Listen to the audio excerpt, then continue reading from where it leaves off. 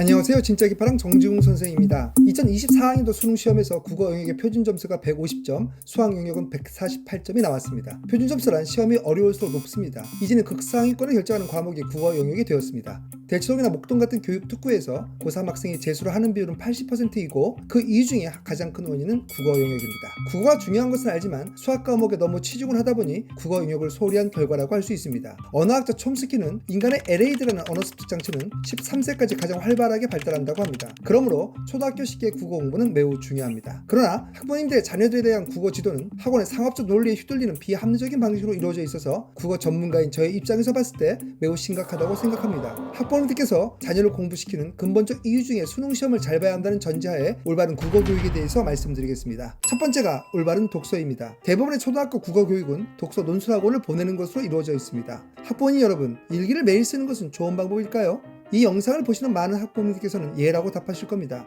그러나 그렇지 않습니다.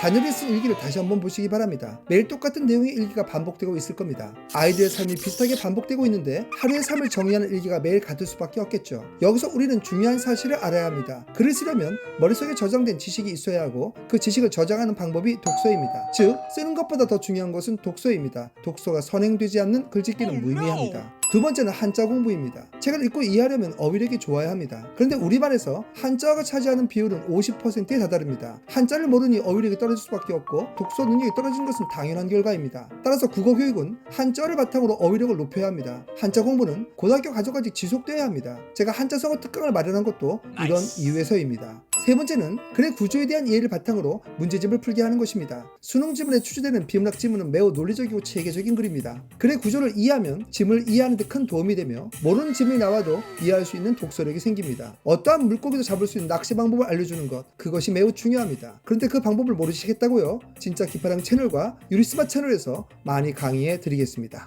중학생이 되면 수능을 잘 보기 위한 국어 교육은 더욱더 엉망이 됩니다. 수능 국어와 내신 국어는 엄청난 차이가 납니다. 수능 국어 문제는 30명의 교수님들이 45일 동안 합숙 생활을 하여 만든 문제입니다. 그런 고차원적인 문제를 학교 선생님들이 만들 수 없으니 내신은 그냥 암기 과목의 하나가 됩니다. 사실 이 문제는 고등학교 과정에서 매우 심각해집니다. 따라서 중학교 국어 교육에서 중점을 두셔야 할 부분은 수능 마인드를 심어주는 겁니다. 그러기 위해서 제일 좋은 방법은 매년 출제되었던 고등학교 1학년 첫 모의고사인 3월 모의고사를 구하셔서 풀어보게 하는 것이 좋습니다. 중학교 3학년 여름방학부터는 고등학교 과정의 필수 문학 작품을 공부하게 하고 고등학교 1학년 5월 이후부터 시행되었던 모의고사를 풀어보게 하는 것입니다. 고등학교 이후의 국어 공부는 다음 기회에 말씀드리도록 하겠습니다. 구독과 좋아요 알림 설정은 콘텐츠를 제작하는 힘이 됩니다. 감사합니다.